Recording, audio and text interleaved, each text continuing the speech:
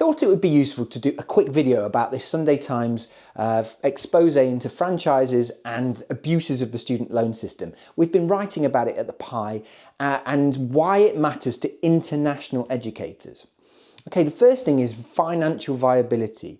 We often link the health of universities to international student demand and international fees, but it's not true. For some universities like Leeds Trinity or Bath Spa, they make way more money from franchising than teaching students on campus themselves, often 4 or 5 times the revenue through franchising.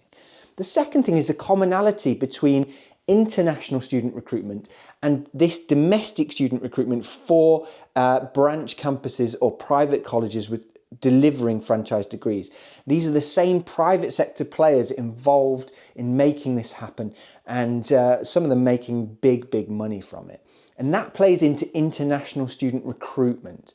Now, Bridget Phillipson made comment about agents being paid commission to recruit domestic students who can access student loans, and that is not acceptable in her eyes. So this has been brewing and is now coming out, and again plays into the role of agents in higher education. And then finally, when we talk about domestic student fees, it's easy to say that's not international. But 1 in 5 children in the UK schooling system, English is not their first language. We have a very diverse communities that are accessing higher education in different ways, particularly mature learners and particularly in metropolitan areas. Now, if you think about Brexit in itself, there were 3.8 million Europeans who got settled status, and that means that they can still access student loans and they either live in the UK or between the UK and other countries.